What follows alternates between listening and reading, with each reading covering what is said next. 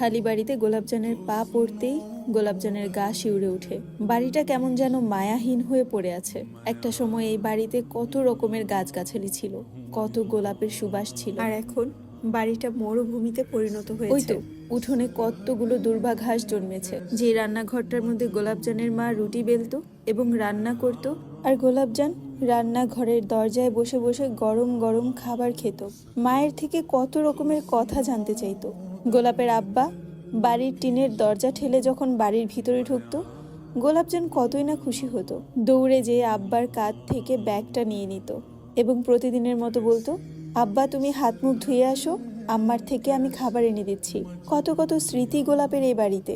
অথচ আজ এই বাড়িতে কিছুই নেই, আছে শুধু হাহাকার, বিভৎস এক স্মৃতি। গোলাপজান মাথার কালো ওড়নাটা আর একটু ভালো করে গায়ে পেঁচালো, এক পা দু পা করে ঘরের সামনে গেল। নতুন টিন লাগানো হয়েছে, রূপার মতো চকচক করছে, অথচ সেই টিনের মধ্যে নেই প্রাণ, নেই ভালোবাসা। ঘরের পীড়ার সামনে যেই মাটিগুলো ছিল সেইগুলো আগুনে পুড়ে কালো কালো হয়ে গিয়েছিল। সেই কালো দাগগুলো মাটির মধ্যে এখনো আছে। গোলাপজান ধপ করে মাটির উপর বসে পড়ে। কাপা কাপা হাতে গোলাপজানের মায়ের শেষবারের মতো ল্যাপা উঠোন ঘরের সামনের বারান্দার মাটিগুলো ছুঁয়ে দেয়।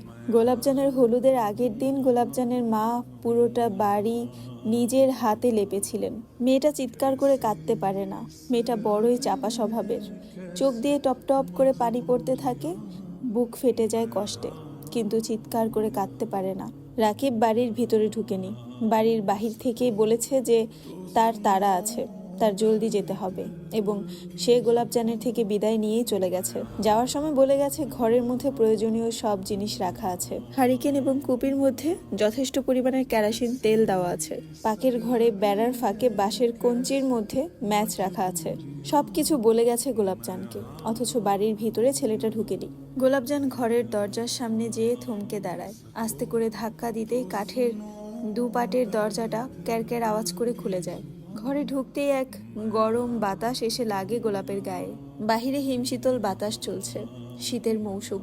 ঘর থেকে এক ঝাপসা গন্ধ এবং গরম হাওয়া এসে গোলাপজানের শরীর ছুঁয়ে যায়। ধীর পায়ে ঘরের ভেতরে ঢুকে মেয়েটা।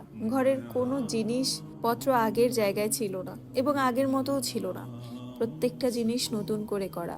দুই পাশে দুইটা চৌকি ফেলানো, একটা কাঠের আলমারি রাখা, একটা কাঠের আলনা রাখা, একটা পড়ার টেবিল, তিনটা বেতের মোড়া রাখা। প্রত্যেকটা জিনিসই ওদের বাড়িতে আগে থেকেই ছিল, শুধু পুড়ে গিয়েছে বলে সেই জিনিসগুলো আবার নতুন করে আনা হয়েছে। চৌকি দুটো ঠিক সেই জায়গায় রাখা যেই জায়গায় গোলাপ বিয়ের আগে থাকতো। একটা চৌকিতে বাবা বোরহানুদ্দিন থাকতো, আরেকটা চৌকিতে মা গুলবাহার এবং গোলাপজান থাকতো। সন্ধ্যা নেমে আসছে, বাড়ি পুরো অন্ধকার হয়ে যাচ্ছে। গোলাপজান আবারও উল্টো পথে বের হয়ে পাকের ঘরের সামনে আসে এবং রাকিবের কথা মতো বেড়ার ফাঁক থেকে একটা ম্যাচ বের করে আগুন জ্বালানোর উদ্দেশ্যে। ডানে বায়ে তাকিয়ে হারিকেনটাও পেয়ে যায়, হারিকেনটাও জ্বালায়। জ্বালিয়ে মেয়েটা আবারও উঠোনে চলে আসে। এত বড় একটা সুনসান বাড়িতে রাতের আধারে মেয়েটা একা একা উঠোনের উপর দাঁড়িয়ে থাকে। গোলাপজান এক পা দু পা করে আবারও ঘরের ভিতরে ঢুকে যায়।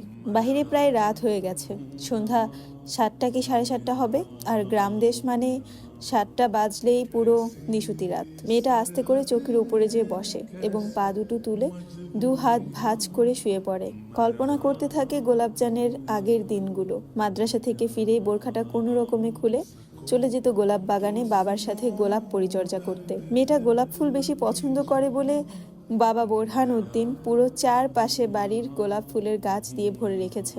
যেখানেই তাকাতো সেখানেই গোলাপ গাছ ছিল। গোলাপের বাগানে কানায় কানায় গোলাপ ফুল ফুটে থাকতো।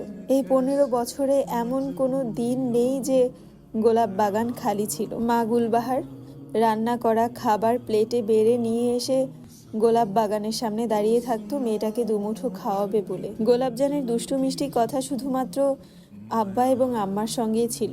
বাকি সবার সাথে সে গম্ভীর থাকতো, বাকি সবার সাথে সে বিচক্ষণ থাকতো। মানুষের সাথে বেশি কথা বলতো না, চুপচাপ থাকতো। তার যত আবদার আবেদন সব কিছু ছিল আব্বা আম্মার সঙ্গে। আব্বা আম্মার বেলায় মেয়েটা ভীষণ বাচ্চা হয়ে যেত। কোথায় গেল সেই সব দিন গোলাপজানের? কতটা গম্ভীর হয়ে গেল মেয়েটা? এগুলো ভাবতে ভাবতে গোলাপজানের চোখ বেয়ে পানি পড়ে। ডান চোখের পানি বেয়ে নাক গড়িয়ে বা চোখের উপরে পড়ে এবং বা চোখের পানি ডান চোখের পানিটাকে নিয়ে যেয়ে পড়ে চোখের উপর। মাথার নিচটা মুহূর্তেই ভরে যায় চোখের পানিতে। ধীরে ধীরে গোলাপজান চোখ বুঝে এবং ঘুমে তলিয়েও যায়। মানুষ বেশি কান্না করলে, বেশি ক্লান্ত থাকলে ঘুম চলে আসে চোখে। গোলাপজানের বেলায়ও তাই হলো। মধ্যরাতে হঠাৎ করে গোলাপজানের চোখ খুলে কুকুরের ডাকে। হঠাৎ করে চোখ খুলে সে জ্ঞান শূন্য হয়ে পড়ে এবং এদিক ওদিক তাকাতে থাকে। মেয়েটা ভুলে যায় যে মেয়েটা তার বাবার পোড়া বাড়িতে আছে এবং ঘুম থেকে উঠে সে তার ডানে বায়ে তাকিয়ে খেয়াল করে সে আসলে তার কামরায় নেই। হঠাৎ করে মনে হতেই তড়িৎ বেগে উঠে বসে। দরজার সামনে তাকিয়ে দেখে দাউ দাউ করে আগুন জ্বলছে। চারপাশে তাকিয়ে দেখে ধোঁয়া আর ধোঁয়া। অন্ধকারের মধ্যে ভালো মতো বোঝাও যাচ্ছে না। উপর থেকে কাঠ পুড়ে আগুনের ফুলকি পড়ছে। এক টুকরো কাঠ হঠাৎ গোলাপজানের পায়ের উপর পড়তে নেয়। গোলাপ সঙ্গে সঙ্গে পা দুটো সরিয়ে নিচে নেমে দাঁড়ায়। বাতাসে আঁচলটা যেয়ে এক টিনের উপর পড়ে। সঙ্গে সঙ্গে আঁচলের মধ্যে দাউ দাউ করে আগুন ধরে যায়। দরজাটা কে বা কারা যেন জোরে জোরে ধাক্কাচ্ছে। পাশ থেকে কুকুরের আওয়াজ আসছে। মানুষ মারা গেলে কুকুর যেভাবে কাঁদে ঠিক সেভাবেই কুকুর কাঁদছে। গোলাপজান কি করবে বুঝতে না পেরে শাড়িটা সঙ্গে সঙ্গে গা থেকে খুলে ফেলে। ঠিক ওই মুহূর্তে দরজা ভেঙে বাড়ির ভেতরে ঢোকে আয়না এবং প্রান্ত। আয়না দৌড়ে এসে খাটের উপর থেকে গোলাপের রাখা কালো ওড়নাটা মেয়েটাকে পেঁচিয়ে দেয় এবং প্রান্ত উঠোন থেকে ছালা এনে সেই ছালা ভিজিয়ে চারোপাশে বাড়ি দিতে থাকে যাতে করে আগুন নিভে যায় এবং চিৎকার করে আয়নাকে বলে গোলাপকে নিয়ে যেন বাড়ির বাহিরে চলে যায়। আয়নাও তাই করলো। মেয়েটাকে টেনে নিয়ে ঘর থেকে বের হলো। গোলাপজান বোকার মতো দাঁড়িয়েছিল, চারপাশে তাকাচ্ছিল। হঠাৎ করে মনে হলো আম্মা আব্বা কি এভাবেই মারা গিয়েছিল? এমন ভয়ঙ্কর অনুভূতি কি তাদের বেলায়ও হয়েছিল? ঘর থেকে বেরোতেই দেখে বাদশাহ দিক বিদিক ছুটছে। একবার এই পাশে আসছে, একবার ওই পাশে যাচ্ছে, দৌড়াচ্ছে, পাগলা কুকুরের মতো করছে, একটু পরপর শিয়ালের মতো ডাকছে। মনে হচ্ছে কুকুরটি কাঁদছে। আয়না গোলাপজানকে টেনে নিয়ে বাড়ি থেকে অনেকটা দূরে নিয়ে যায় এবং প্রান্ত বেরিয়ে আসে কোনো রকমে নিজের যান বাঁচিয়ে। এই আগুন নেভানো যাবে না। এই আগুন নিভাতে হলে আরো কয়েকজন মানুষ লাগবে। এতক্ষণে পাশের গ্রাম থেকে কিছু মানুষ চলেও এসেছে এবং যে যার মতো টিউবওয়েল থেকে চেপে বালতি দিয়ে মগ দিয়ে পানি দিচ্ছে। ভাবি, এই ভাবি, তোমাকে কোন পাগলে ধরছিল যে তুমি এই বাড়িতে আসছো? আমরা যদি ঠিক সময় না আসতাম মান্নাত ভাইজানকে কি উত্তর দিতাম?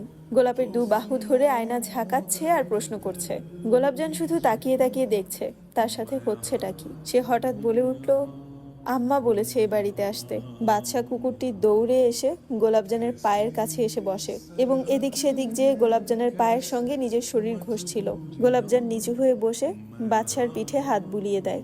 হ্যালো, আসসালামু আলাইকুম ইব্রান, আমি জান্নাত রহমান আপনাদেরকে গোলাপজান গল্পের 14তম পর্ব পড়ে শোনাচ্ছি। স্টোরিটি কেমন লাগছে অবশ্যই জানাবেন এবং স্টোরি রিলেটেড যে কোনো প্রশ্ন থাকলে করতে পারেন, আমি উত্তর দিব। আর এই স্টোরিটি দিনে কয়টা পর্ব চান এটা অবশ্যই কমেন্ট করে জানাবেন এবং এই গল্পের বইটি বের করলে কি আপনারা কিনবেন কিনা সেটাও আমাকে কমেন্ট করে জানাবেন।